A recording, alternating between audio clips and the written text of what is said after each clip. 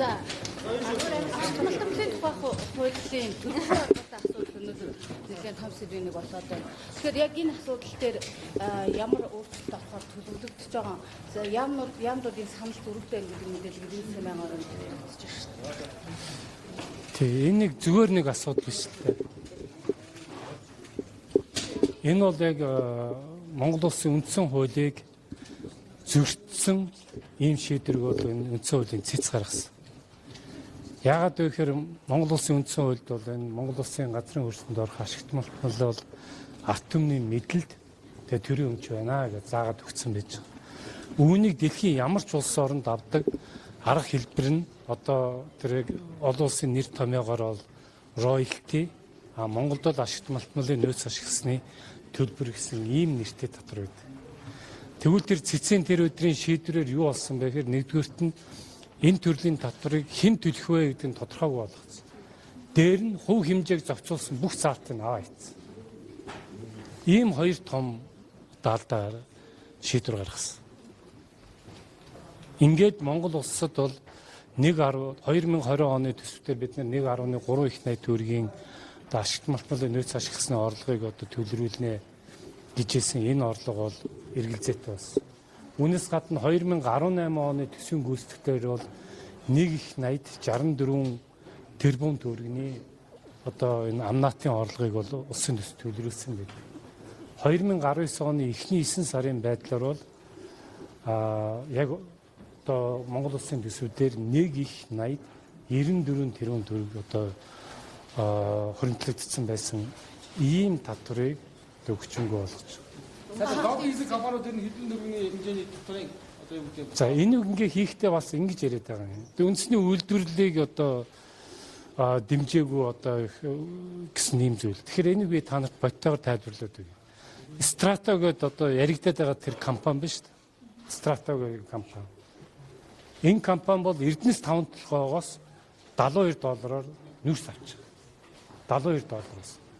Үүнээс дотооддоо борлогч байгаа учраас тэр амнаатын татварыг 2.5% төлдөг. 2.5%. Гэхдээ тэр Strata гэдэг компани төлөхгүй.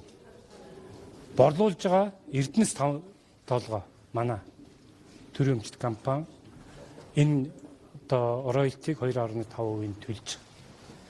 Эрдэнэс 5 толгой өөртөө гаргахдаа $92 гаргадаг. $92-оос 8% амнаатыг төлдөг. 8%. Strata гэдэг компани яадаг вэхээр 2.5 шингэсвэнээр авчаад боловсруулад гарахтаа 6.5%. Ашигт малтны хуулийн дээр давхардуулахгүй гэж заагаад өгсөн учраас Эрдэнэс 5 толгойн 2.5-ыг хасагдаад үндсэндээ ойролцоогоор би ярьж байгаа шүү дээ. Гэхдээ 4% амнаат төлдөг байхгүй. Эрдэнэс 5 толгой 8% төлж байгаа үз 72-аас биш $92-аас 8%-ийг. Гэтэл Strata гэдэг компани 72-аас тэгээд боловсруулалт гаргахаараа 4%. Би ойролцоо хувийн хэмжээнүүдийг ярьж байгаа шүү. Ингэж төлөгдөг. Ингээд энэ боловсруулах үйлдвэрүүдийг дэмжихгүй байна гэж ярьж байгаа нь бол зүгээр худлаа арах хэмжээ. Энэ бол Монгол улсад 2006 оноос хойш энэ татвар төлөгдөөд явж байгаа ийм татвар угаасаа төлөгдөж байгаа ийм зүйл байна. Одоо ингээд төсвийн орлогоо яаж бүрдүүлэх шаардлага үүсэж байгаа. Мэдээж энэ татвар дээр бол үндсэн хууль зөрчсөн гэх асуудал эцсийн шийдвэр гаргах төсвийн орлогын бүрдүүлэлтэн дээр мэдээж. Гэхдээ би өөрөө ингэсэн юм аа. Засгийн газрын хуралдаанаар оруулаад энийг засаа явуулчих гэсэн чинь нөгөө дэгээрээ их хурл өөртөө санаачлах хэрэгтэй юм байна. Их хурл. Тэгээ их хурл дээр энэ ажил нь одоо хийгдээд явж байгаа эдийн засгийн банк орон дээр ажлын хэсэг гараад ажилласан аж ахуй нэгжүүдтэй уулзсан байна лээ. Дээр нь манай яамныхан бол энд нь оролцоод явж байгаа. Дараагийн нэг асуудал олон улсын валютын самгаалал Уулуурхай яам бол дотор манайд одоо эрсдэлтэй гэдэг агуулгаар хандж байгаа. Та бүхэн бол манайд гэдэг сангийн байр суурь илэрхийлсэн. Тэр засгийн газар яагаад ийм хоёр өөр байр суурь илэрхийлж байгаа юм бэ? Мэдгүй хоёр өөр байр суурьтай байгаа гэж би мэдэхгүй. Засгийн газар анханасаа хуулийг өргөн мэдүүлэхдээ засгийн газрын хуралдаан дээр хилцүүлдэг ном журмаар нь хилцүүлэл өргөн барьсан. Өөр янз бүрийн зүйл байна. Энэс хашууны урлагийн дунд шийдэж болоогүй юм байна. Тухайн үед яг энэ үед одоо их заахад тэр үед одоо асуулт аваад өрөөдөө өөрчлөлт болоод заавал Харин тэгэхээр энэ нь болохоор юу юм бэ л да. Их хурл өргөн барьсан. Их хурл дээр асуудал нь ярьсан. Их хурлаас төлөөлөгч тэнд нь ажиллаад явж исэн. Ийм хуулийн асуудал. Тэгэхээр олон улсын хуулийн сангаас орж ирэх хэрэгтэй. 700 сая доллар орж ирээгүй байна гэж улсын хурлын гишүүд хэлээд байна л да. 700 сая доллар авахгүй шүү валютын сангаас. Валютын сангаас бол улиралд 34 сая доллар. Олон улсын валютын сангаас бол засгийн газар мөнгө авдаггүй. Олон улсын валютын сангаас улиралд 34 сая долларыг Монгол улсын төлбөрийн тэнцлийг хангах зорилгоор Монгол банкнд өгдөг ийм зээл. Засгийн газарт олгодог зээл бол биш юм байна. 1.3 их найдаас тоон хүн хэсэгдсэн юм уу?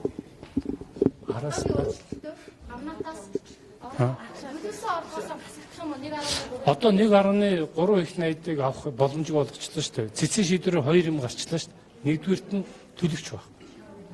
Хинч тэгэхээр төлөхгүй гэсэн. Хоёрдугаарт нь хувь хэмжээгийн тодорхой бус болгоцсон.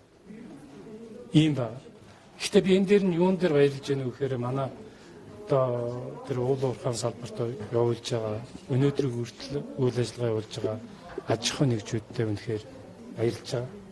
Яагаад гэвэл тэд нэр Монгол улсын үндсэн хуулийнхаа дагуу Монгол улсын холбогдох хуулийнхаа дагуу төлөх ёстой татвар гэдгээ өөртөө мэдхийн дээр мэдж байгаа. Зарим нэг хүмүүс шиг энийг алихаар төлөхгүй юм шиг гэж яриадгүй үдэж болохгүй зүйл. Тэгэхээр бид тэр аж ахуйн нэгжүүдтэй энийг төлнө гэж илэрхийлж байгаа бүх аж ахуйн нэгжүүдтэй чин сэтгэлээсээ баярлалаа илэрхийлье. Энэ бол үнэхээр их оронч сэтгэлгээ мөн үү гэж.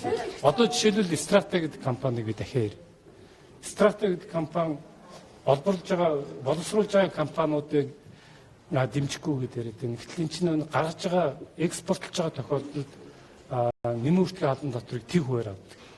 Тэг хуваар ихээр чинь нэг үйлдвэрлэлийн явц төлөгдсөн нөөцүүдээ бүгдийг буцааж авдаг байхгүй. Страта гэдэг компани миний ойлгож байгаа одоо улсаас 3.2 тэрбум төгрөгийг буцааж авах хүсэлтэд өгсөн байж байгаа. Тэгэхээр сая нэг бүхэн хоёр улсын хурлын гишүүн мөрөөдө тогсон гэдэг асуудал гарсан л да. Улсын хурлаар хаяг хуулаар тогсон хоёр хүн хийгээд гэсэн гэдэг хүмүүс хаяг гишүүн бодлоо гэсэн мэдээс та тайлбар өгөөч. За би нэг юм та нарт хэлье. Одоо хитгэж хэлж байна. Би юм аахад тэмцээнд болцсон. Тэрнийг бас нэг сайд инглээ тэглээгээд хинбэ та юу яа зарим хүмүүсүүд би биш тэр байх гэж юм яриад ах шиг байсан тийм ээ. Ийм аахад тэмцээн зохиохон болоо. Энэ нэг л тийм юу гэдгэлээ танил технологи яваад юм. Ингэж болохгүй шүү дээ. Баримтаага тэргээ тавиад хүмүүсүүдтэйгээ ярих хэрэгтэй. Одоо хууль засаг цог үед яаж төлөх бодлого үүсчихлээ. Тэгээ яг энийг яаж Гэхдээ одоо их хурл дээр дэгээр их хурл бол энэ асуудлыг бол оруулах хэрэгтэй. Тэгэхээр энийгөө оруулаад хэрэгжих хугацаагаа нэг дунд нь хоног алдахгүй байхаар зохицуулаад гаргаж болно гэж үзэж байгаа. Яригтэй үү? яг хэдийн хэмжээгээр татвараа олох багс. 1.3 их найд төгрөгийг бид нар бол буулгаж болохгүй. Энэ бол одоо явагдаж байгаа одоо компаниуд төлөөд яваад ирсэн ийм татвар. Тэгэхээр энийг бол би эргүүлээ хэвээр сэргээж өгнө гэдэгт бол итгэж байгаа.